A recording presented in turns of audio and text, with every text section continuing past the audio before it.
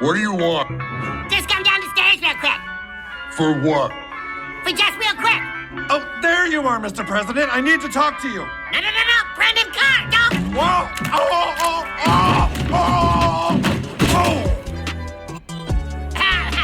The FCC guy must have shitty ankles. For decades, South Park has thrived on annihilating untouchables.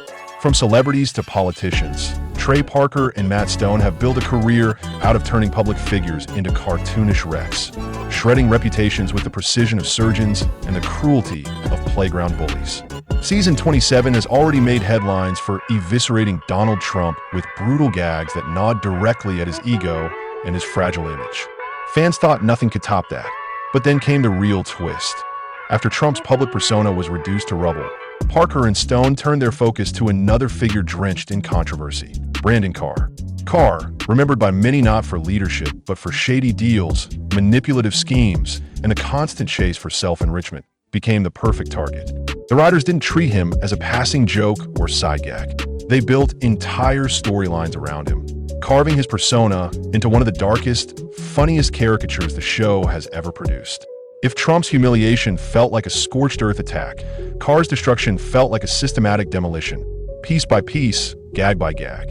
From his very first appearance in the season, Carr is introduced not as a statesman, businessman, or strategist, but as a walking disaster.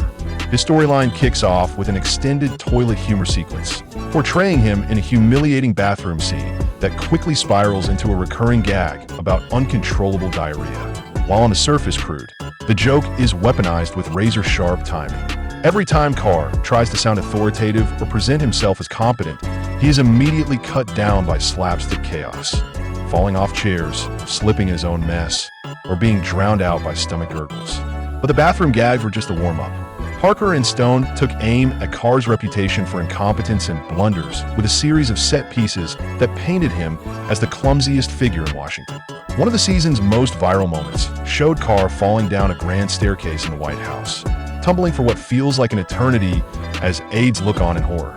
Rather than cutting the sequence short, the animators stretched it to absurd extremes. Every bounce punctuated by the sound of breaking objects, collapsing portraits, and startled screams. The moment the audience thinks it's over, he rolls down another flight. The satire is merciless.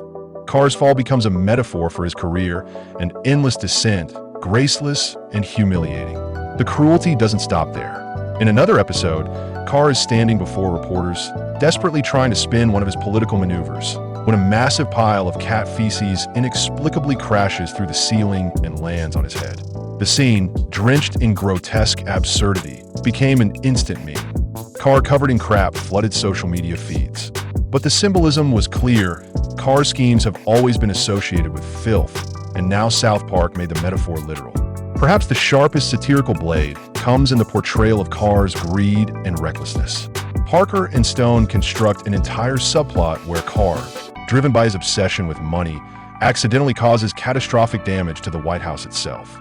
In one of the season's most memorable gags, Carr attempts to set up a secret financial deal inside the Oval Office. His greed literally undermines the floorboards, sending him crashing through multiple levels of the building, from the Oval Office to the kitchen, down to a janitor's closet, and finally into the sewage system below. The sequence is grotesque and hilarious, a visual allegory for how Carr's hunger for wealth has always dragged institutions down with him. What makes this mockery sting even more is the deliberate escalation. Just as South Park turned Trump from a one-episode gag into a recurring humiliation, the same strategy is applied to Carr. Every week, viewers tune in expecting new ways for him to be disgraced, and every week, the writers deliver. He's mocked as stupid, reckless, and constantly out of his depth, a man whose ambitions outpace his abilities. The series doesn't just laugh at his missteps. It frames him as a black hole of chaos, a magnet for disaster that drags everything and everyone down. And while Carr himself may never publicly respond, his fictional counterpart on screen is forced to endure humiliation after humiliation. South Park's satire goes beyond ridicule. Its character assassination dressed as comedy, dismantling Carr's image until nothing remains but a cartoon corpse picked apart by memes. The brilliance of season 27 lies in how it shifts its satirical gaze. After obliterating Trump and leaving his political brand in tatters, Parker and Stone deliberately sought a new punching bag. Brandon Carr became that victim. Not because he's the most powerful, but because he represents a familiar archetype, the self-serving operator whose downfall is both inevitable and deserved. The audience knows this isn't random comedy. Every gag, every grotesque punchline is a calculated strike.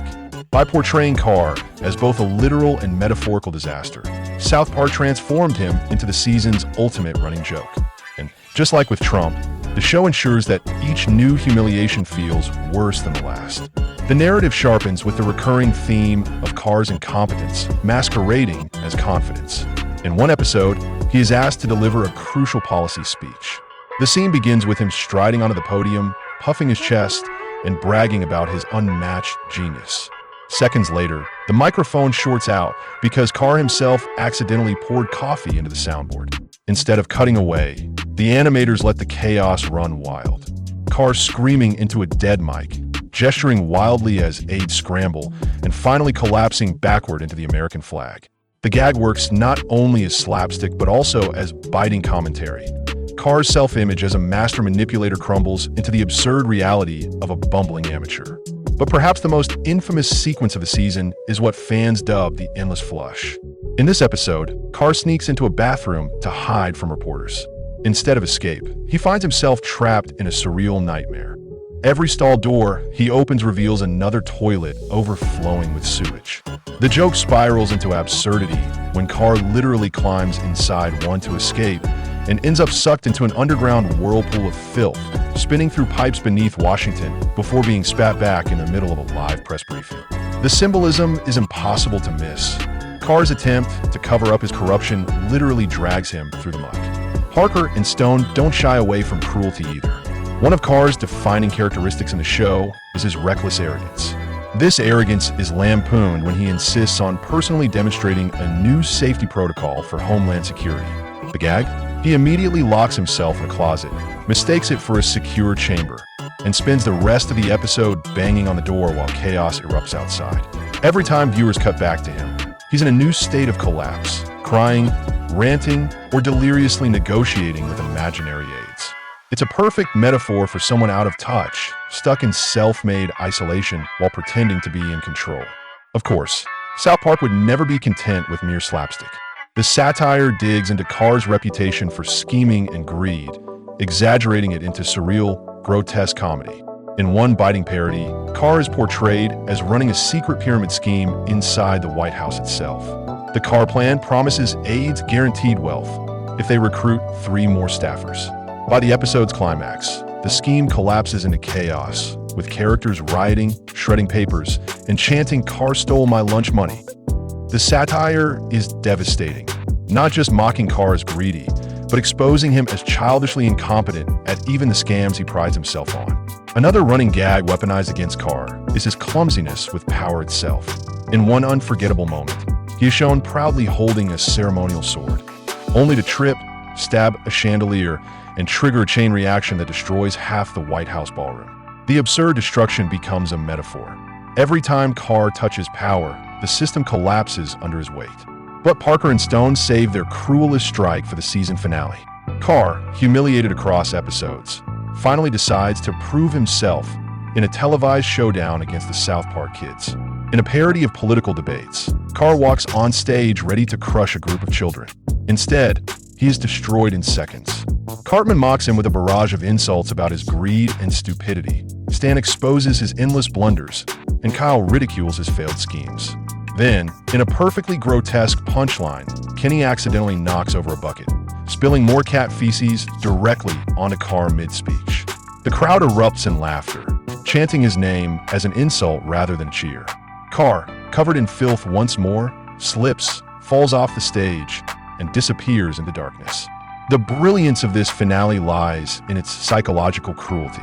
Trump's humiliation was centered on his ego and masculinity, but Carr's is built on a different foundation: his incompetence, his greed, and his desperation to be taken seriously.